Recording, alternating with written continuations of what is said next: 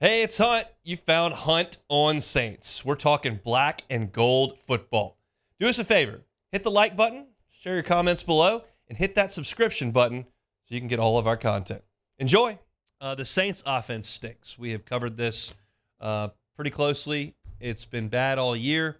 You masked it with some good defense and some wins, and then some great defense against Indianapolis against a bad team. But the sample size now is large enough to where you can look at this and say, man, this is a really, really poorly functioning offense. And it's starting to frustrate Derek Carr a good bit. As you would imagine, it's a guy that's come to a new place for a fresh start, and you're a month and a half into the season, and you just can't get out of neutral at all. And Carr met with the media on Monday and said, look, things are not going to be good until we figure it out.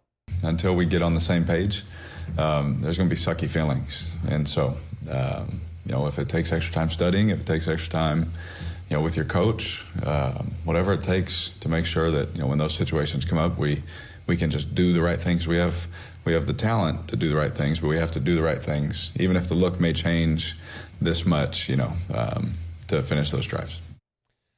And that's the thing. Like, they are moving the ball a little bit. They're not doing anything when they get into scoring opportunities. And we've documented the red zone disaster that was the game in Houston. They backed up on the red zone in totality, which is just atrocious, and a way that you'll lose every single week if you play like that. And there's been, kind of an ongoing talking point that, Derek Carr wasn't very good in the red zone in Oakland and Las Vegas. So why would you expect him to be very good here? And the hope is that he would get into a new situation, a new environment, and thrive a little bit. And they have it. And Carr, asked if the red zone was the main issue in fixing the offense. For us, I think that we can't just only focus on that. We have to continue to build on what we're doing, because there was a few missed opportunities yesterday because of little detailed things that could have been bigger plays. But for sure, if we fix those things down there, we went 3 for 3 at the New England week and we won the game, And so, for us, we feel as an offense, as players, that if we can do better there, that we can help the team win. That's a perfectly acceptable quote from Derek Carr to say we were 3 for 3 New England week, we won the game. And that's fine for him to say, because as I've told you many times, I'm not married to anything that's said in a press conference. Sometimes it's true, sometimes it's not. Sometimes it's being nice to the opponent. Sometimes it's protecting a teammate or a coach, or like all that stuff can happen in a press conference. So I'm fine with him saying that it's they went 3 for 3 in New England. You're just not going to hear me reference the New England game ever on the positive, because I think they're that bad. You're going to need to do something against somebody better than New England for me to take that as some sort of talking point moving forward. And so they've got an opportunity to do that on Thursday, but they've got to get on the same page. We saw Derek Carr and Pete Carmichael go back and forth, and Pete Carmichael's been talked about a lot over the last 3-4 weeks, as you might expect. And Derek Carr was talked about the outburst and the emotion that was displayed between he and Pete.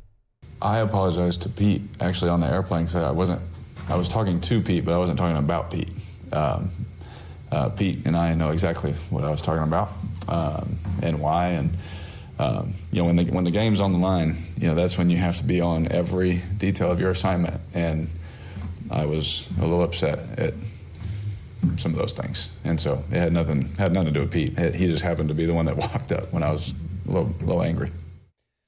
And this is a theme that we're starting to sense coming out of these press conferences. And so that answer I do put a lot of weight in, because there's a lot of truthful in that. You can tell, because he's shying away from saying what the actual issue is. But it goes back to the whispers that you're hearing, kind of the indirect comments that you're hearing from Saints players, like somebody's got to be on the same page. Somebody's got to have this communicated and figured out. Somebody's got to handle their assignments.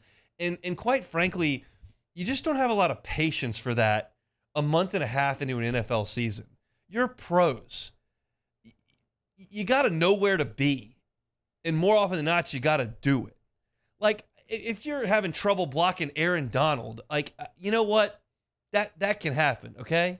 If Mahomes lights you up on third downs, man, I'd like to be better than that, but he's pretty good. If you don't know where to be a month and a half into this thing, you got massive problems. And so I don't know who it is. I don't know what they're talking about. I just know it's a bad deal. And the bad news from that perspective is you play the game on Sunday, you lose, you hit the showers, you take the quick flight back home to New Orleans, and you show up on work for Monday and you realize you're playing a football game in 3 days. Like, it's turn around quick. So the question is, do you have time to fix some of this stuff on a short week? I think on a short week it's exciting because you don't have any time to dwell on anything else except football. You don't have time to make any calls or do anything else besides dive into the plays. And so I think in a compressed week, sometimes it's a blessing, that you don't get time to dwell and harp over things, that you just have to turn around and get ready to go for the next one. And so for our guys, I'm excited to see how we came, how guys were coming in today, how we're going to come in tomorrow and get to work. And knowing the guys in this building, I think it'll be a positive response. Well, Jacksonville's defense is solid. I'm not going to speak too much into the Colts game, but they held Buffalo in London to 20 points. They held the Falcons, who were, I almost said rudderless at quarterback, and then realized that their quarterback was Ritter. They're not good on offense. They held them to 7 points. C.J. Stroud had his way with Jacksonville. They scored 37 in that one, but they did a good job against Mahomes and the Chiefs. Held them to 17. Did a good job in the opener against the Colts. So this is a pretty good defense coming in to New Orleans, and it's a short week, and things are very, very clearly based on the results in the game and the reactions in the press conference, not all that peachy in Saints offense world. They're just not. So this is an opportunity to get it fixed, but do you have any confidence that that's going to be the case? I personally don't. The sample size is too large. I was willing to let Derek Carr kind of progress in this offense. I was willing to let him come back from an injury.